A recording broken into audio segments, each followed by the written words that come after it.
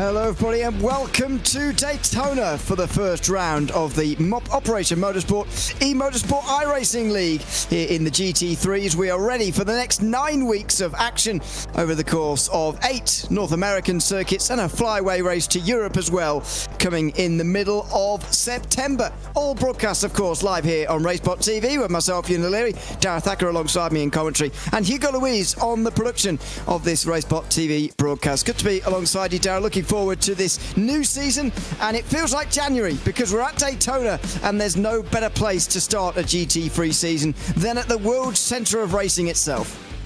Yeah, it almost was like a fresh year, fresh start to motorsport, and at Daytona it's a great place to get our teeth into what should be a fantastic championship. Very particular circuit, of course, with the nature of the road course on the infield and then the oval. It means it's going to feel very different to any other track we have over the course over the rest of the season, but it's a nice looking calendar, lots of variation and a couple of interesting circuits I think the drivers are going to be a little bit wary of to round out the season. Yeah, absolutely. As I say, mostly based in North America, but we do have that flyaway race to the Red Bull Ring, which comes round 4 on the 16th of September. You say the end of the season. Road America, Mid-Ohio, Watkins Glen, Mosport, VIR. A couple of very twisty circuits towards the very, very end of the calendar, where hopefully we're going to have some intrigue towards the end of the season, as I'm sure we will do in season number 11. Let's just tell you, of course, a little bit about how this series works and how the various drivers that we've got this season are being classified in season 11. First of all, you've got the beneficiary class driver enrolled as an Operation Motorsport beneficiary. Those will be in the light green. The Pro Ben class drivers will be also enrolled as an Operation Motorsport beneficiary, but also meet the below Pro class requirements, which are in the blue. Beneficiaries who previously run Pro Ben will be grandfathered if the iRating or safety rating does not meet the requirement that you can see down towards the bottom of the screen. Those will be in the purple. The open class drivers are for any serving military member or veteran not enrolled as an Operation Motorsport beneficiary, any staff member, volunteer or supporter of Operation Motorsport, or other participants on a case-by-case basis as determined by the eMotorsports manager. Those will be in red, and the pros down the bottom in the light blue. They will be competition license holders, past or present, from IMSA, SRO, FEL or any other sanctioning body along a similar top class of motorsport. They have to have an iRacing A-class road license, an iRating of 1900 or higher, and a safety rating of 3.99 or higher as well. That will be for our pro class drivers here this season. So that's how it all works, and that's how we'll be looking at these various drivers and how they're classified across the course of the season. I've got to say, personally, I always very much enjoy having all the drivers split up into different classes. Effectively, Darragh, gives you 4 races in one race. The overall race battle should be interesting enough in itself, but we've got 4 classes to settle alongside that as well. As you can see, there's the class identification marker if you've forgotten, down the bottom left of your screen, and the different numbers are in the different colours correlating to those different classes, as you can see on your screen at the moment. So yeah, 4 races in one. You can't ask for much more. No, and it's great to have that all the way through the season. Won't necessarily help us out by the time we get towards the end and we're trying to work out the championship permutations to have 4 races going on at once, but it means that there's more excitement and there's more drama to keep your eyes on all the way through the races. And yeah, to have so many cars out on track as well means that we are not going to be short on action at all, particularly at a circuit like Daytona, where every single corner is an overtaking opportunity for these drivers. Qualifying is going to be absolutely critical with so many cars on the circuit as well. There is going to be a lot of jostling for getting yourselves into a nice little window to get yourself into the best operating position for this qualifying session, and you've not got too long to sort it out for yourself. And of course, more important perhaps than any other circuit, it's here tonight at Daytona. Banking here at Daytona means that the draft itself is going to be a very valuable commodity if you can find some and also not get caught up in the traffic at the same time, try to strike that balance between the two.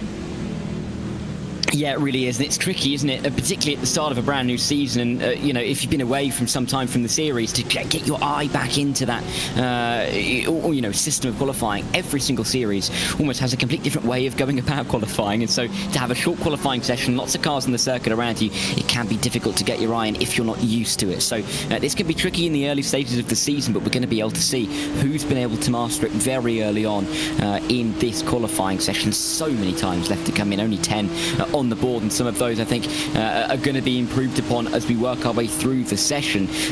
But yeah, 5 minutes to go means that you have to be on it from the word go. There is no chance to really rest on your laurels in the early parts of the qualifying session. Your bank is really going to be representative. Yeah, we're just having a little flip through of some of the beneficiary class drivers we have in the session here tonight. This is Nolan Uke, who is currently leading that class at the moment. 7th place overall, although it's changing all of the time. With the new tyre model in GT3, it means that even over halfway in the session, as we are right now, we are still getting new times come in. Ken Copeland goes to the top, for example, as a pro class driver here tonight. And Uke generally being pushed further and further down, but then goes straight back up to the top, just ahead of Cameron Lackney in number 27, currently running in 5th place. This is on board with Zach Merrill, who's in the on the way out onto the banking in the Mustang, up in 2nd place at the moment, but the best of the open class drivers so far, just ahead of Jeremy Ukic, who is in 3rd place. That's a big gap though, 1.9 seconds for Copeland. That's just going to come down from Matt Smotherman, who booms into 2nd place, another pro class driver as well. Plenty of drivers still to even set times here yet though. I'd say we've probably only got 3/4 or so of the times on the board yet. We've got over 30 drivers, maybe even got only maybe a third or so of the times on the board.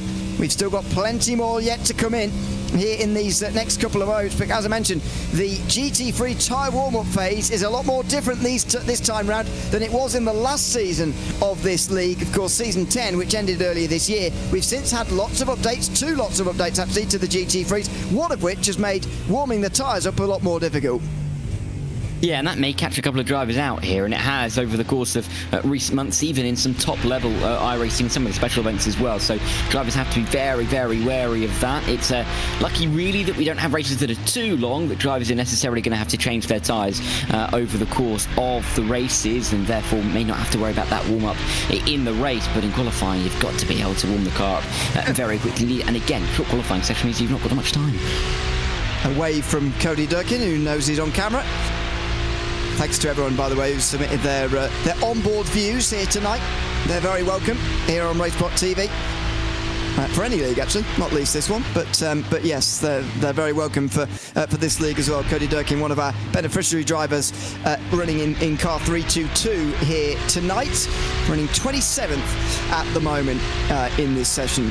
Just as we get towards the end of this qualifying session, actually, I should just thank, of course, the sponsors who are on board for season 11 of the Operation Motorsport eMotorsport iRacing League here this time around. For season 11 of this championship, we're beyond excited to kick off another incredible series of racing, and this season we're continuing with something very special. Returning for season 11, Operation Motorsport beneficiaries competing in the pro beneficiary and beneficiary categories will continue to have access to virtual coaching through our partnership with Trophy AI. This ongoing collaboration helps these incredible competitors refine their skills and become even more competitive on the track, while also boosting their confidence off of it. This initiative is part of the eMotorsport diversionary therapy program, which fosters a thriving, supportive community for medically released service members, medically retired service members, and veterans with a service-connected disability, as recognised by the US Department of Veterans Affairs or Veterans Affairs Canada. It's a space where participants from active duty to veterans can train and race in an inclusive virtual environment.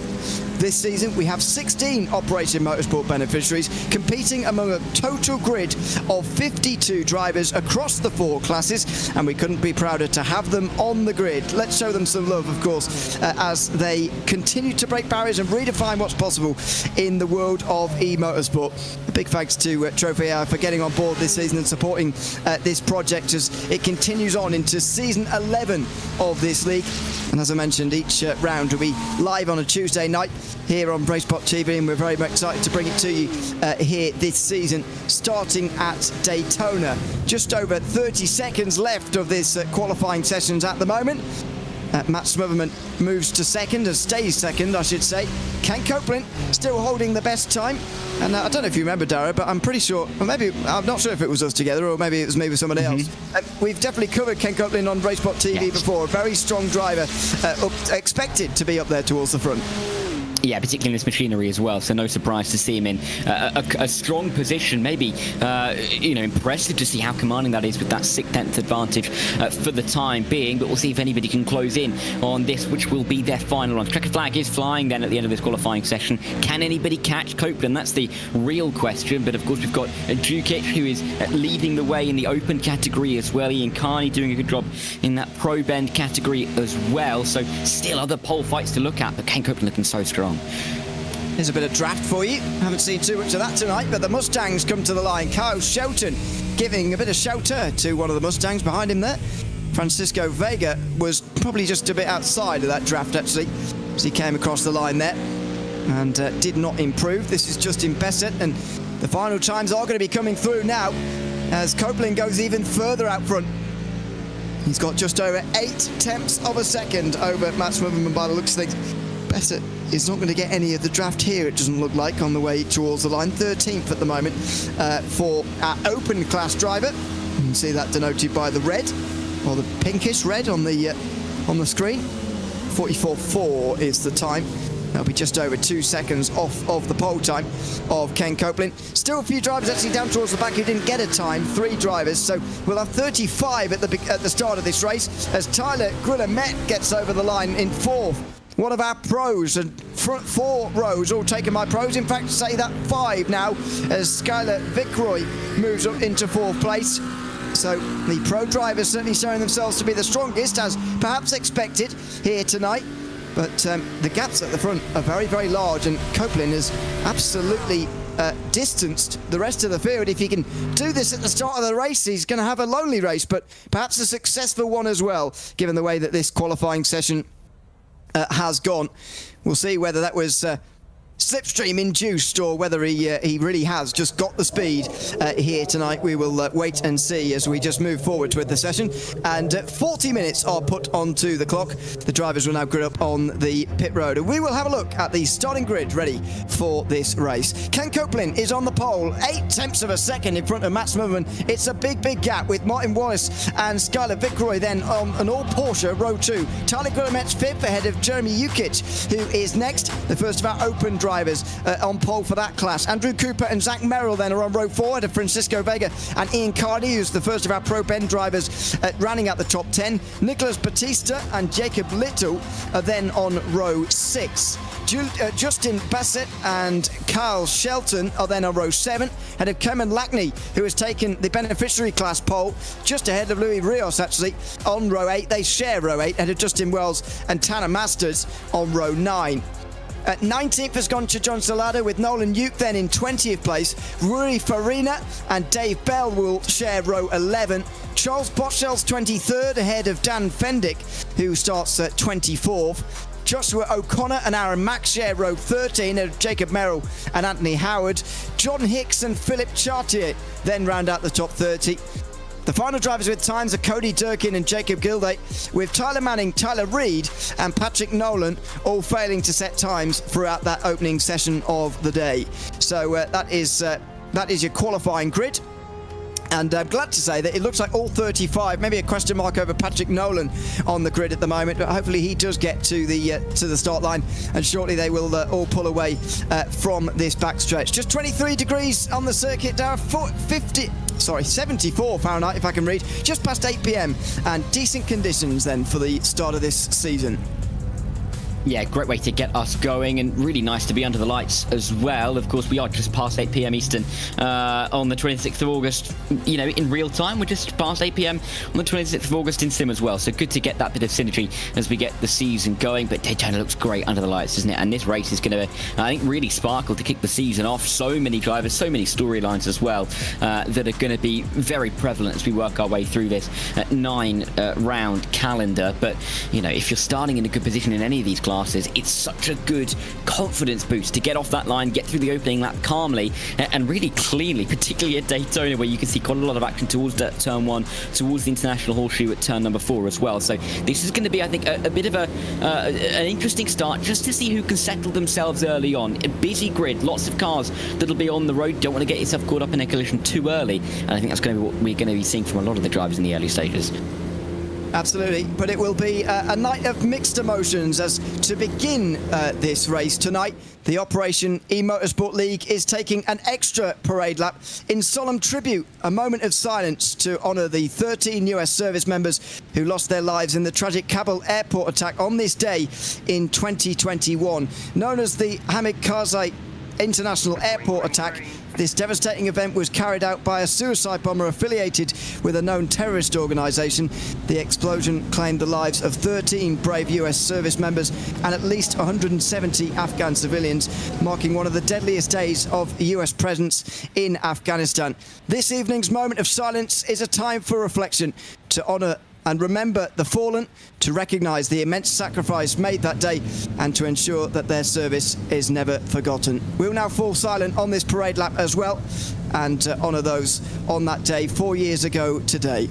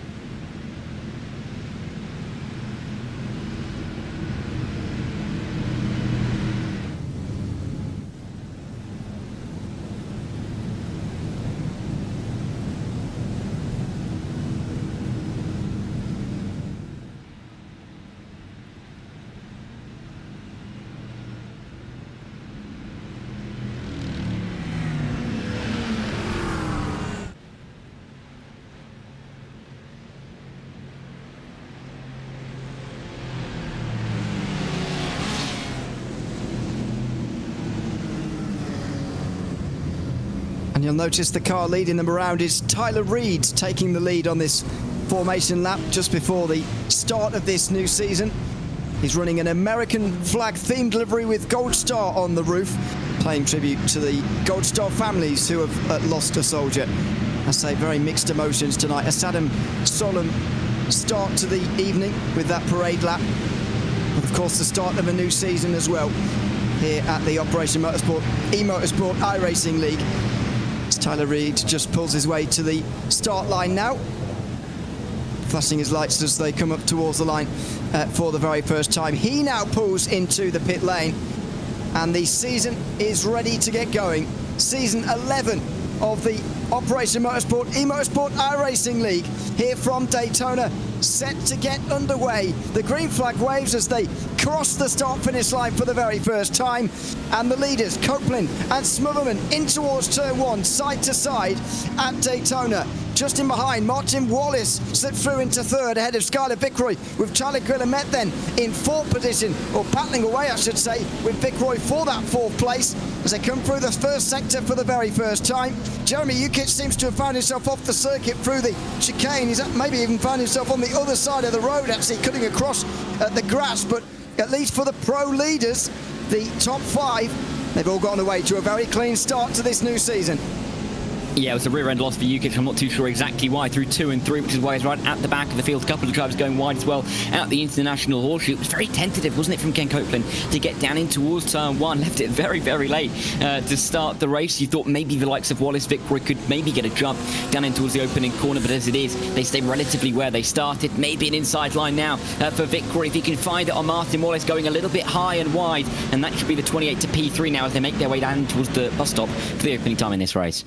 That might have been Ian Carney who was getting back underway on the banking there on the bottom of your screen, by the way. Unsure. We'll have some replays from the first lap in a moment. Side by side between the two Porsches, and Skylar Vickery just get up to third place ahead of Martin Wallace. Then you've got Tyler Guillemette in fifth position. Cooper just over a second behind. First of our open class drivers. They'll be fighting for a class win, of course, later on tonight between themselves, it looks like, because the top 5 are breaking away already into that famous Daytona slipstream on the high banks. Oh, and there's already a couple of drivers having some difficulties as they make their way in towards that bus stop chicane right at the back of the field, but you can still see towards the front it's such a conglomeration of cars up in towards the opening corner, going high, going low, difficult to really judge as all the cars bounce around each other, but Tanner Masters trying to keep behind absolutely everybody. Wide line he's taking. We see a lot of eSport drivers try and do that themselves. Farina getting involved in this as well, but there's a couple of cars around as well. It's not going to help you out. Cooper, Andrew Cooper and Jacob Little, that was through turn 1. There's Cooper on the outside, and that will be Little. Oh, careful rejoining in front of the Mustang, and one of the Acuras has to take to the grass just to avoid as well there.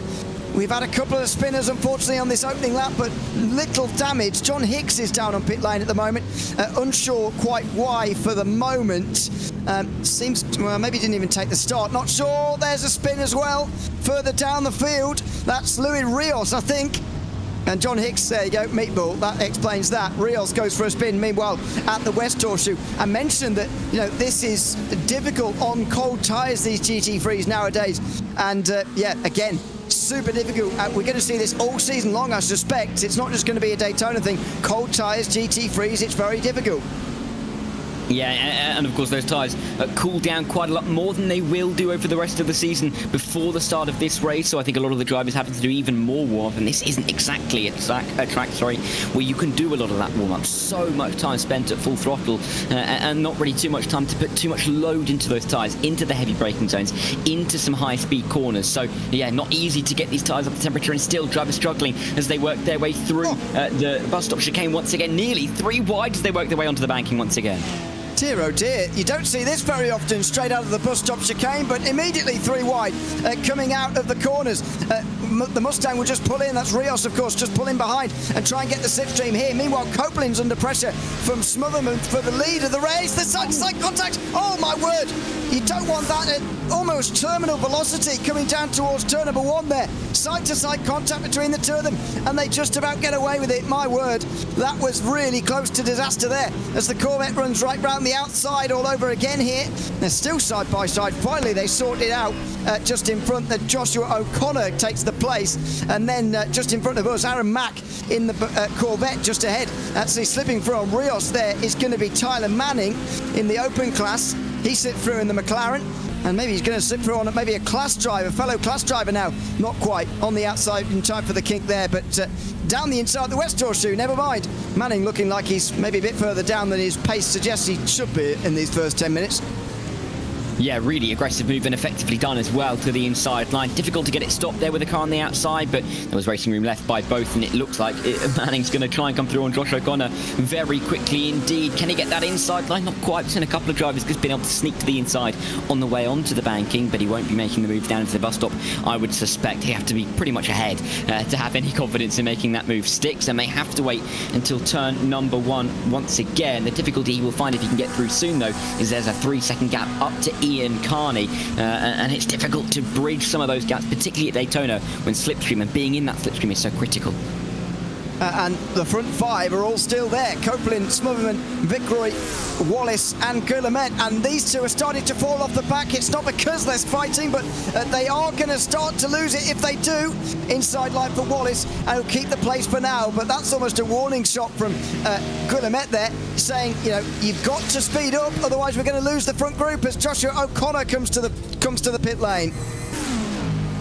Yeah, and so that's going to enable Tyler Manning a little bit more room and more freedom down into turn one. Doesn't have to make the move on the track. Got to be careful not to leave the inside line too open. No, Aaron Mack nearly walking into it, but there's no contact between the two. And now, can there be a pulling from Tyler Manning in that number 14 car up towards the train that is headed by Rui Farina, just up in front in P14, and the number 69. We'll have to wait and see.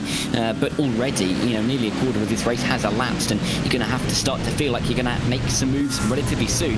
Vega, though, won't really see that one again going around at the International Horseshoe. A little bit too late on the brakes. Turn one, on lap one, sorry. That's Dave Bell hitting the wall hard through the kink there. That is something you see very often on these cold tyres. These GT3s not particularly equipped to deal with it. This is Incarni on the power, trying to utilise that Porsche traction, but just a bit too much. And thankfully, everybody avoids quite nicely, actually. This is Nolan Uke spinning through the bus stop chicane as well, I believe on the opening lap. Thankfully pointing to the inside of the circuit, so not much avoidance required from those behind on that occasion.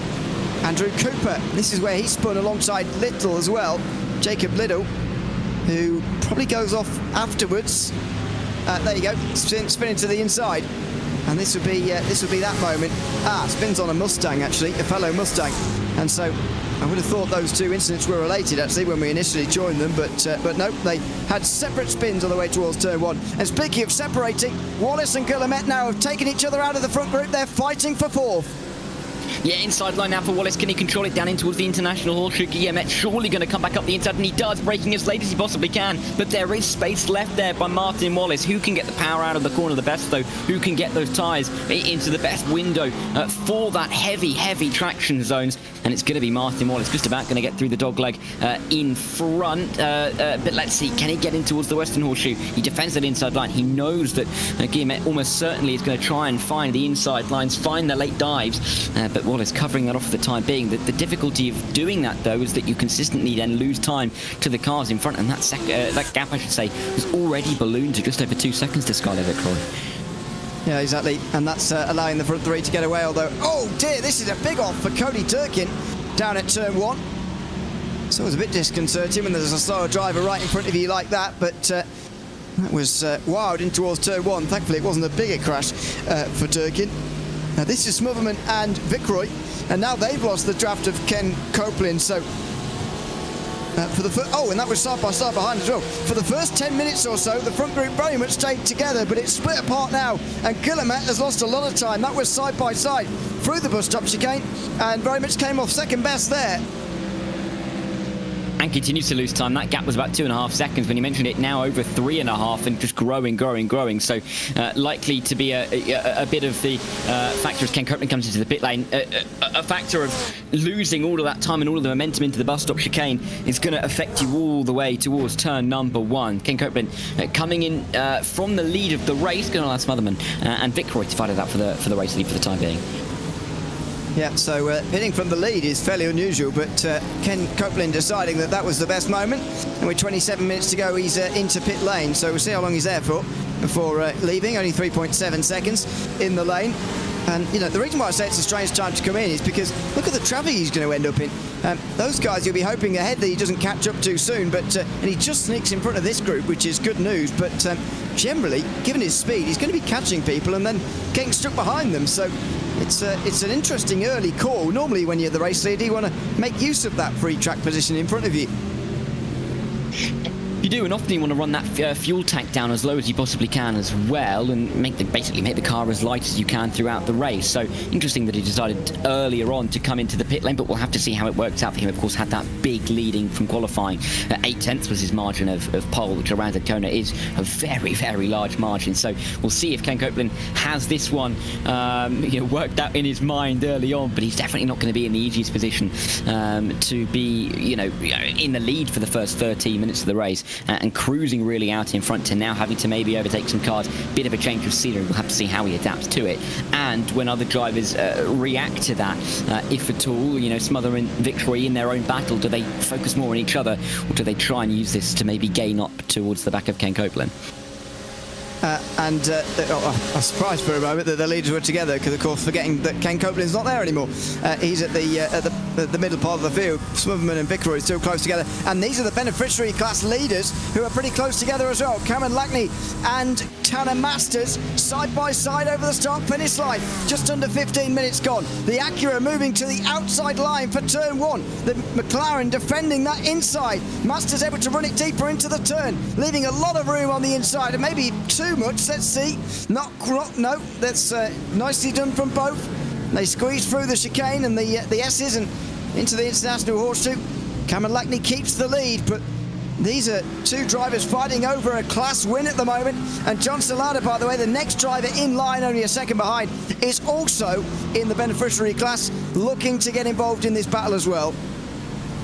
Yeah, it's getting a little bit busy now in this part of the track. Only about 3 seconds covering the bottom half of the top 10 at the moment, so very busy at this part of the circuit. And it's interesting as well that we have got those 3 class leading battles as close as can be. Yes, Merrill's got a few seconds in hand over Batista, but they're still next to each other on the circuit, so there's still a very good possibility that we see them start to fight by the end. And of course that 4/10 gap at the front of the field overall, and of course in that pro class, and of course in the beneficiary class between Lackney and Masters. Patrick Nolan, that rear end's going to go straight into the wall, and he's going to bounce quite heavily back onto the circuit. I think he avoided any kind of further contact, though, getting out of the way pretty nicely there. Yeah, certain tyre walls on iRacing are like trampolines, really, and they just fire you back onto the racing line sometimes. Thankfully, was able to keep control of that one, and actually didn't look like the damage on the Corvette was too bad in the end, so there we go, might have gotten away with one. As Masters again gets in the slipstream of Lackney. That is Guillemette into pit lane, responding to Copeland, or maybe just deciding that now is the time anyway. Tyler was running on his own at that time, so didn't really matter when he came in. I don't think so much as it just for Copeland is a little bit of backing up required. So when you've got to always practice getting into pit lane without trouble. There's all sorts going on here. Further back in the pack, this is over the start-finish line. Jacob Little, Tyler Manning, and Anthony Howard, who is just hanging back, and maybe smartly as well, in towards turn number 1. Side by side, the McLaren swooping right round the outside. That's Manning up into 15th place out of Jacob Little. That was brave from the McLaren, actually, going straight across the nose of that very large Mustang, but it works out, and for the moment Manning gets up to 15th. Yeah, we'll see how that works out as we work our way throughout, the rest of this race. Not quite at the half race distance overall. I think in the end we started, the green flag flew for the first time at about the 36-minute mark, so it'll be even further than the 20-minute mark than when we get to half race distance. But there are some really, really exciting battles brewing up across the circuit. Lackney and Masters actually within a tenth of a second now, and there could be an overtake for P7 and 8 in the not too distant future as they bump draft their way nearly down in towards the bus stop chicane. Masters not really taking the optimal line through there, but Lackney is still going to be under a lot of pressure come the exit. And look at how close they are. You can see Masters nearly pushing Lackney off of the corner, and often you see that gain all the way around the banking towards turn 1. But Lackney is already under pressure before he can even really get himself into his rhythm down this straight. It's already alongside. Is maybe a bit too soon. And look at the side draft almost trying to happen here. This is over racing stuff on the high banks of Daytona between Masters and Lackney at the moment. Side by side across the line, approaching half distance here. Outside for Masters, a long run round as well, and it looked almost like Lackney said, well, you can have it if he wants it that badly. And round the outside through turn 1, the Acura goes to the lead in the beneficiary class. So that's a change for the lead there, and John Salado is just going to gain time all the while on these two. Now the roles are reversed. We'll see whether Lackney can stay with Masters or whether that Acura does have more speed. Yeah, Masters though, you could just see the confidence around the outside. Yes, he took a wider line and he nearly ran wide to the exit of turn 1, but you could just see the amount of control he had in the car, and was really quite set on how much speed he can carry through the middle of the corner. Lackney maybe a little bit wary of how that outside line was going to work, and Masters in the end it was a little bit easier for himself than he maybe expected. Can he pull away? Can Lackney stay in this slipstream? It looks very much like the latter is going to be the case, but are they then going to start to drag along John Salada, who is just just about creeping into the back of this battle, into the frame. And behind them, you've got Ken Copeland. So then there's going to be the added dynamic of the fastest driver on the circuit from the evidence that we've seen so far coming up towards the back of this 3-car battle for the lead of the beneficiary class. So I don't think anybody can be too safe at the moment. Ken Copeland's going to be looking to come through as quickly as he can. Yeah, but, you know, you can easily get stuck in these kind of groups, so Copeland will have to dispatch them very quickly or hope that they come in a couple of moments' time, because that's very possible. Lackney very close to Masters there, out of the bus stop chicane, and moves straight away to the outside. They're getting really close very quickly, these two. Not sure what it is about the trailing driver getting better bus stop exits, but it's what it's looking like at the moment, and the McLaren just looks like it's got more straight line speed, actually, over the start finish line. It's pretty much clear. But deeper into the turn, Masters willing to fight it a little bit more. Lackney very much willing to say, well, you're on the outside, you're ahead into turn 1, I'll let you have it. But Masters took that deep into the corner and keeps the lead, seems more keen to do so, as the beneficiary class leader is now going to be overtaken by Ken Copeland, who now will start to lose time, stuck with these guys. Yeah, effectively getting past Gonzalo down into the international horseshoe was not going to leave it any longer than that. Made sure that he got to the inside line and made his intentions very clear indeed. Second of the horseshoes is not a place where he's going to be able to make a move, but is he maybe going to step up the inside into turn 6? He's a very good exit through here to get to the inside of Cameron Lackney. Is he going to shape for it? Not quite. He's going to have to sit and wait, but he'll hope to get through on both of these cars by the time we exit turn number 1 on the next lap. There's only one more corner between now and then, so let's see what he can do. Already in the slipstream though, and it looks like he's got a little bit more straight line speed at the moment than Cayman Lackney, so may be able to make this move in towards the bus stop. It's going to give him a bit of a bump draft instead. Yeah, it's going to be a bump draft, so that's probably the sensible thing to do here, but the uncomfortable thing probably, especially as you're going through the turns, as Copeland gets into the back of you. But maybe then helpful as well. More speed into the bus stop you've got to account for, and Lackney went flying into the turn there, and Copeland's going to come straight through. Oh no, maybe not. Going to go for the bump draft, and now the leaders are in, so Smotherman and Vickroy are maybe seeing this as their moment, or whether that's just their strategy anyway, to pit at this moment.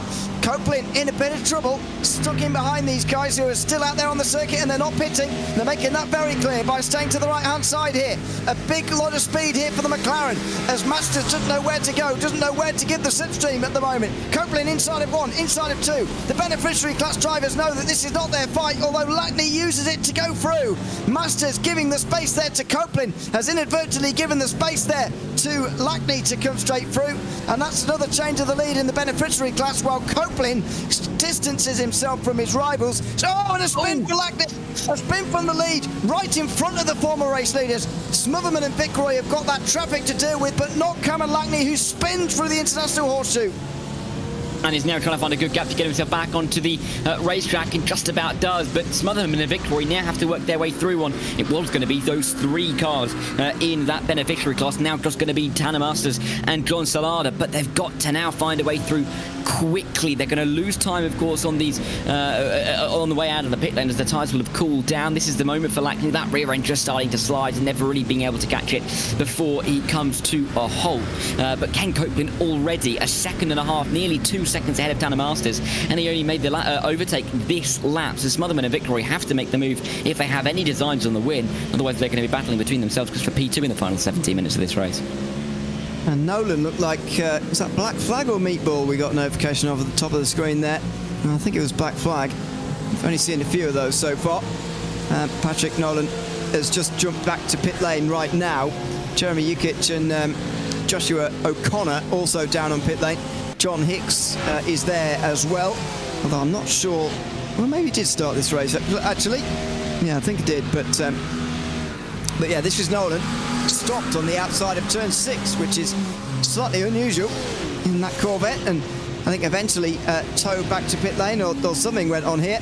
Oh, and he's only just getting squeezed past by some of those guys going a bit wide, and now Nolan tows back to pit lane. Not sure what's going on there, as the Mustang's almost roadblocking the circuit. Live pictures there. There's the spin. Ooh, quite square on. Hits the... that's why. He was trying to get it back, but neither of the right side tyres were moving.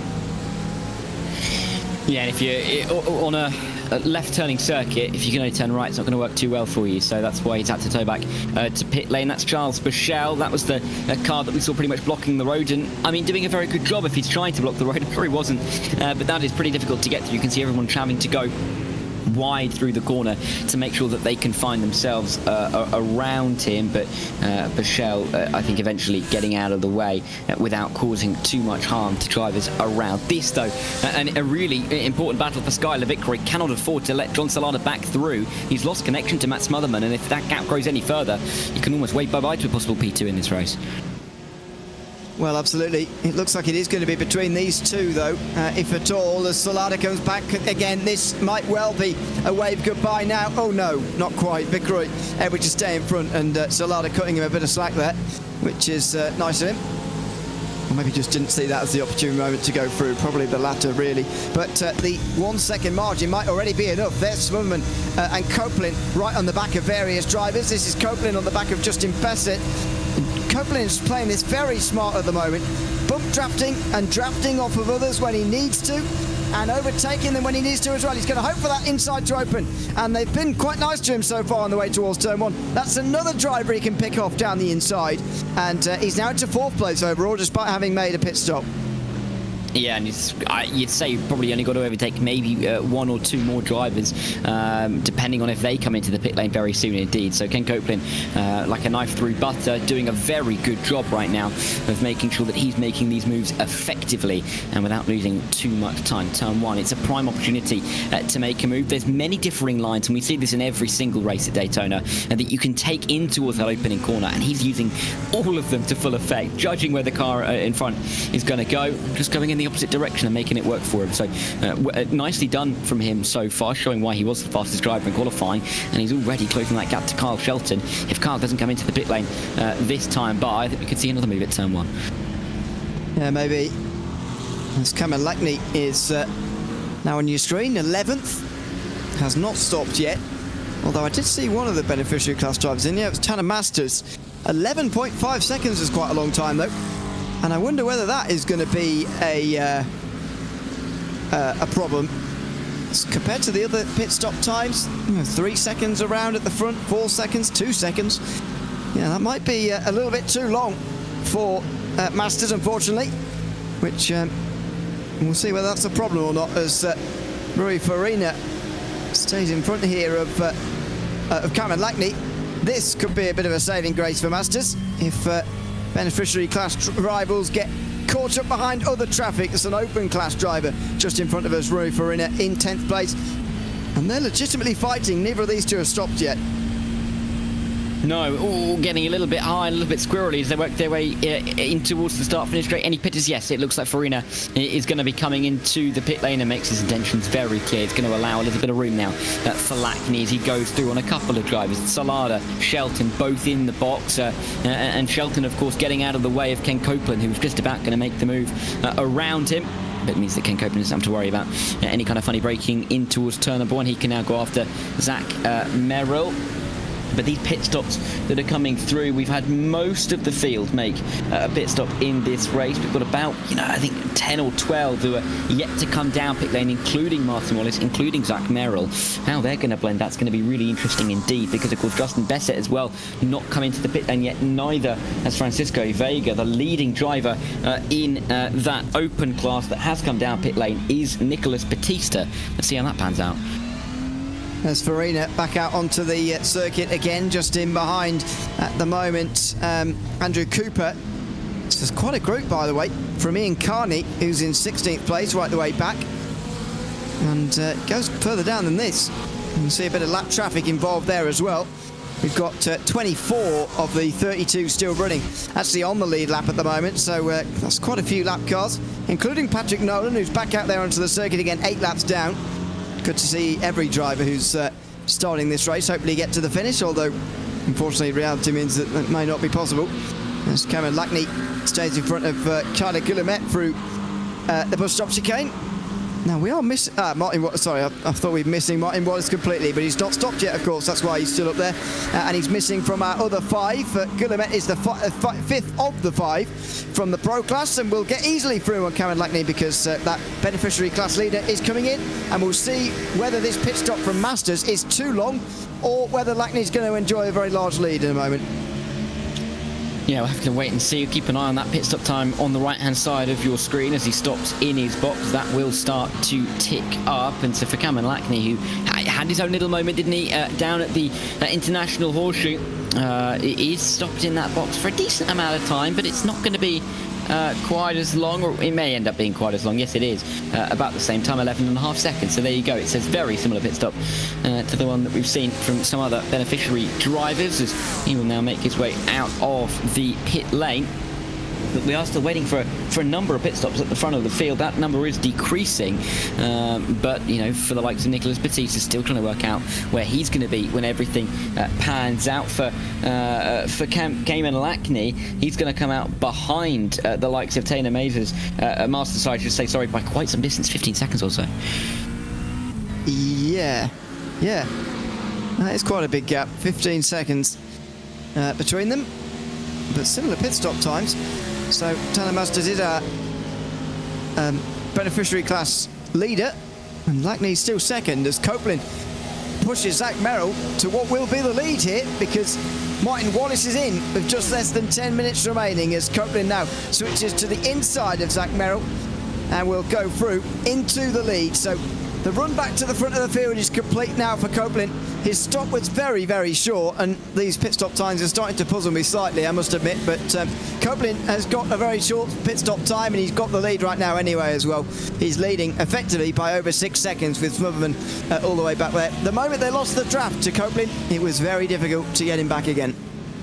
Yeah, I mean, he pitted first. He probably stopped for such a short time that he barely noticed that he stopped, and he's just been able to pull that gap over the course of this race. Bit of a blend somehow off the bank. You don't see that too often. Dan Fendick getting involved with Louis Rioch as they work their way in towards the bus stop chicane, and Fendick backing off quite a lot into the chicane to make sure that he doesn't overshoot. But he's given Rioch a very big margin to try and get away in front. Realistically, it's over a second now, and that draft is not going to become particularly useful. Battle though for an overall podium position, and Justin Bassett trying to defend from Matt Smotherman. Of course, Bassett has not pitted yet. Smotherman just trying to keep tabs with Ken Copeland. This battling is not going to help at all. No, this is Mustang on Mustang into the bus stop. Patrick Nolan requires another bit of repairing, unfortunately. After a pretty troubled day for that Corvette, as the two Mustangs here travel through the bus stop chicane. Fitzroy not that far away, so Smotherman has got to dispatch of Bassett quite quickly here, or hope that that Mustang in front is coming into the pit lane. No, well, Merrill's not anyway. Bassett may be carrying on. I wonder if his number's after his favourite football formation, or whether he's oblivious to that fact. But, it's very direct. That's how he's doing this race at the moment. Just run this tank out of field and then see how much he'll have to put in at the end of the race. And it's giving him third place at the moment, ahead of Smotherman, who still can't get past him. And now this is becoming a problem because Fitzroy is going to catch.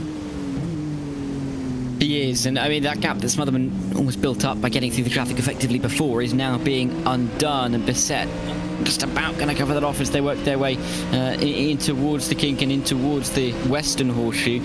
All the while, Skylar Victory is cheering on. Bassett at the moment, big dive to the inside. That was very late. I don't think anybody saw that coming, maybe even Smotherman, with how late he broke there, but he's got the move done, and no matter how you do it, if it's clean, it's going to work, and for the 84, he's up to P3. Oh, it nearly wasn't. Nearly went straight into the back of the Mustang in front there, Smotherman, and dear, oh dear, that was close.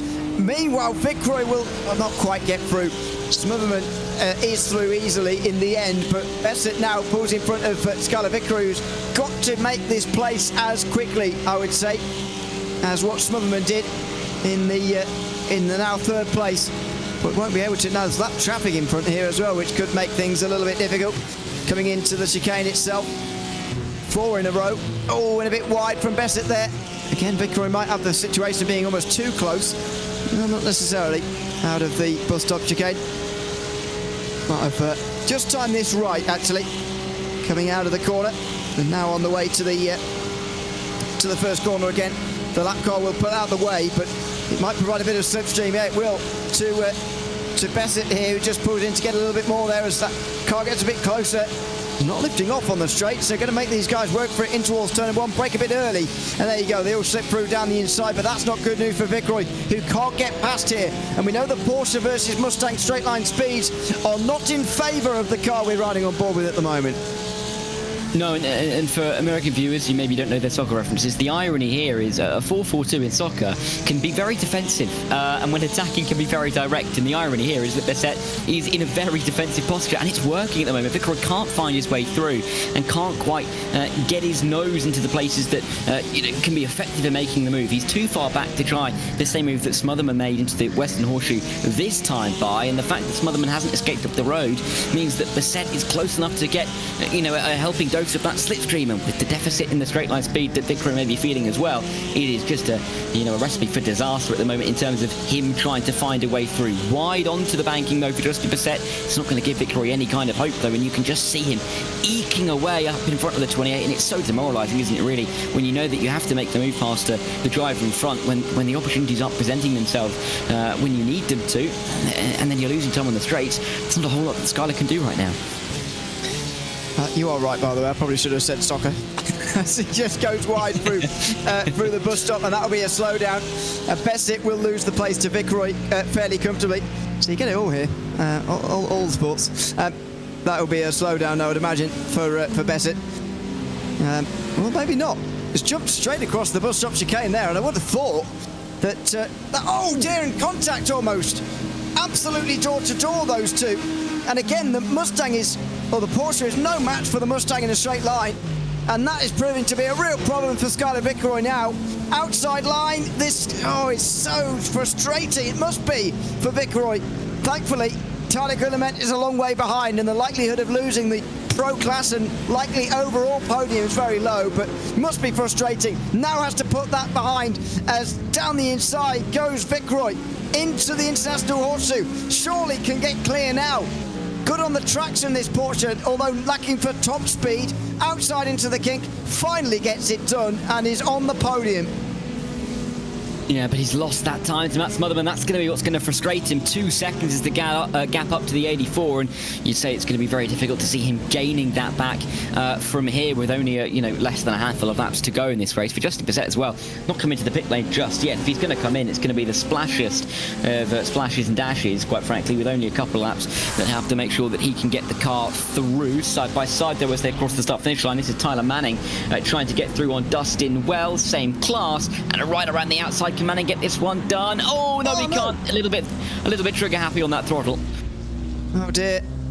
That's Farina Batista going through, and we'll now find a gap. Oh, get turned. Dear me, the turning circle's not very good on a GT3, as we know. We'll now have to rejoin side by side, meanwhile, between a couple of those drivers who actually just got past Farina and Batista.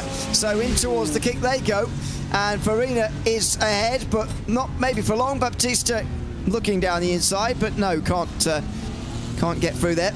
One of our open class drivers, of course, Justin Beckett still leading that class, but it's likely to be Zach Merrill who leads once Beckett comes in. Although having said that, 2.5 minutes to go. It's this stage in the race where we start to doubt ourselves whether he's actually going to pit at all. I'd imagine he will, but he's leaving it late.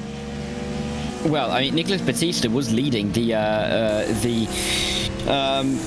open class, of course, after making his initial pit stop, but now he's made 2, so maybe he's taken Justin Beckett's pit stop for him. Who knows, really? But he has dropped back in the order somewhat. Masters just trying to keep himself clear of this battle, which involves Francisco Vega, because he is leading in his beneficiary class. Doesn't really need to be making the moves for P9 overall, because he's still going to be picking up the good positions for his class victory regardless, but can't hurt to find a way through. I think he'll know that it's not worth necessarily pushing too hard and forcing the car through here. These guys have 2 more laps to go. Ken Copeland's not a million miles away from starting what will be the final lap of the race, but with these guys 50 seconds back, they have got this lap and the one more to complete before they see the checkered flag. So Masters has time to get this move done. Thought for a moment he's going to go down the inside. He might go down to the inside in towards the Western Horseshoe. Vega very defensive into that corner. Yeah, this is for 4th place in the class, the open class, and this is a better run for Masters out of the corner. looking, not going through though. A beneficiary class leader, of course, Tanner Masters, and this is looking like a race-winning drive at the moment. We haven't spoken too much about the pro beneficiary class actually so far today, but Ian Carney, despite his spin on the opening lap of the race, is leading this class by some distance as well compared to the others. It's a very good drive indeed from him so far this afternoon. And there he is. Haven't seen too much of him, but for 4 Wide Motorsport, he's out front and about to see the white flag, because as you say, Ken Copeland is on the last lap now. In fact, he's just coming towards the end of the first sector for this last lap as well. This is a real marker being put down to the rest of the field to see this season whether he can be caught. Is this just a Daytona thing, or is he going to be exceptionally difficult to catch throughout the remainder of this season? I have a feeling it could be a difficult season for catching Ken Copeland. It is, but of course he pitted very early. We wondered if that was going to be the right call.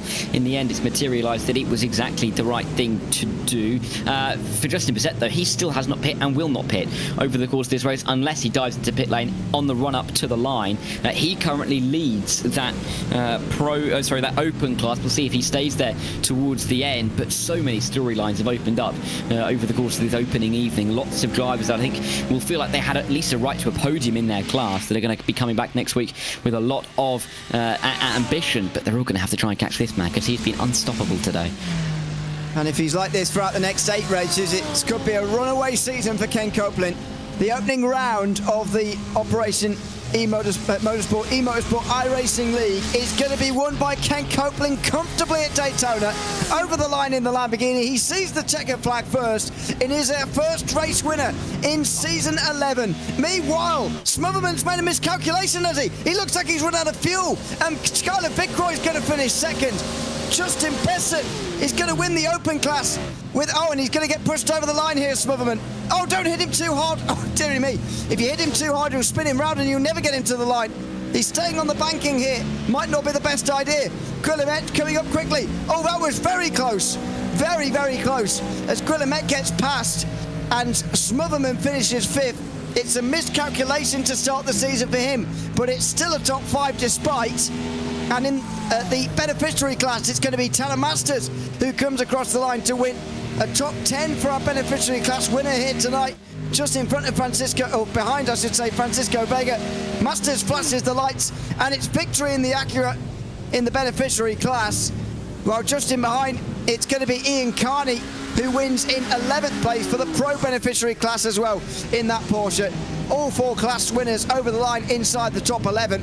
But drama for Smotherman, who has made a miscalculation there, just 4.2 seconds in the box, but clearly seemed to run out of fuel to the line there.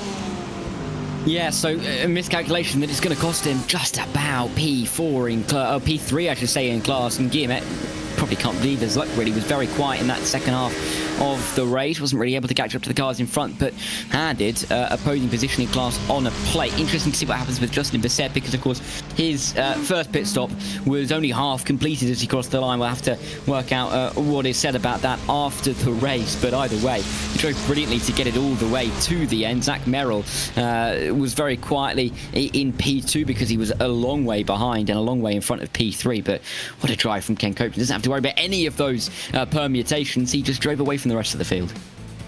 Yeah, absolutely.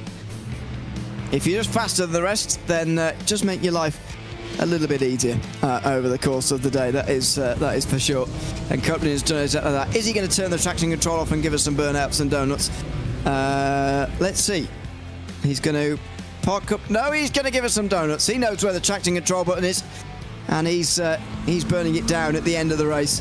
Oval style here at Daytona, even though we're on the road course here this afternoon. Very nicely sloped banking, isn't it, for donuts like this in the GT3s. And he celebrates victory, 14.8 seconds ahead of Skylar Vickery, with Justin Bissett, despite not stopping, finishes the open class in the open class victory here from 3rd place. Charlie Quillemette just sneaks in front of Matt Smotherman to the line there when he ran out of fuel. Martin Wallace finishes 6th ahead of Zach Merrill, Kyle Shelton, Francisco Vega, and then Tanner Masters, who wins in the beneficiary class from 10th overall. Pro beneficiary went to Ian Carney, and Cameron Lackney, who finishes in 12th place. Nicholas Batista finishes just in front of Justin Wells and Rui Farina in the end. They were battling hard. John Sullivan finishes 16th ahead of Tyler Manning, sees off Andrew Cooper. Louis Rios and Aaron Mack then round out the top 20. Dan Fendick and Nolan Uke round out those on the lead lap. Tyler Reid and Jacob Little and Cody Durkin will finish one down. Jacob Merrill, Jacob Gilday, Charles Boscho, Dave Bell and Philippe Chartier round out the top 30. With Anthony Howard also 2 laps down. In the retirements, Patrick Nolan, Jeremy Ukic, Joshua O'Connor and John Hicks all not making it to the end of this race, unfortunately for them. Well, dramatic end to the race and some puzzling moments throughout, I've got to say. 2 drivers in the end actually not stopping at all because Dan Fendick didn't come in to the pit lane either. Justin Bessett staying out there and winning the Open class nevertheless. But yeah, a couple of puzzlers there, but nothing puzzling about Ken Copeland's performance. Absolutely formidable. And when you see somebody win by that amount of margin, you do wonder for the rest of the season, how is everybody else going to deal with him here and how are they going to beat him this season? And just kind of hold up that qualifying margin of 8/10 that we saw. We didn't necessarily know whether that was, slipstream aided or whether he had a little bit of help over the course of the lap, but you'd feel like not after seeing the evidence of the rest of the race. To have a margin of 12 seconds to break away from the train and just to build that gap lap after lap, and there's no guarantee that he was pushing right to the end, because why would you, in that kind of position, why would you risk losing the rear end of the car? But Ken Copeland, very, very wily customer, and I mean, the wrong stuff is written on the car, but he did all the right things tonight, and he's put himself into a fantastic position, and he's going to be feeling pretty good, I'd say, after one race of this championship. Let's have a chat to some of the drivers from the opening round of the season then, shall we? Starting with Tanner Masters, who has won the opening race of the season in the beneficiary class. Tanner, welcome in. Good to have you with us, and congratulations on winning the beneficiary class in this opening round of the season 11 of the championship. Let's talk about the race first of all a little bit, and about that pit stop phase, because there was so much going on through so many of the different classes. What was your strategy at the start of the day? How did it evolve over the course of the 40 minutes? Yeah, so first and foremost, thanks for having me back, guys. It's always nice to come back to a new season. So in regards to the strat for the race, honestly, I just kind of ran it till I got the low fuel acknowledged, and that's kind of where I was going to go for there. I know early on some of the guys were talking about how the fuel wasn't matching up per se, and I was sitting at about 14.5 gallons, so I figured if we can run that as long as we can, and then kind of do it at the end at the pit. But we finished with 0.2 left fuel, so I think it worked out well.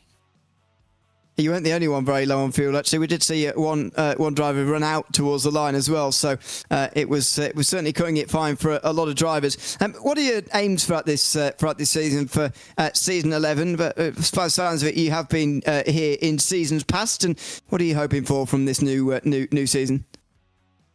Just the same stuff I've always been looking for every season. That good camaraderie that we've all grown to love and appreciate between the guys, as well as as the seasons have gone on, we've gotten a little bit of argy-bargy between some of the boys, getting those elbows out. And so I like that mix. I like that mix of camaraderie and brotherhood, but we also get to fight a little bit. So I'm looking to do that the whole rest of the season with pretty much everybody on the field.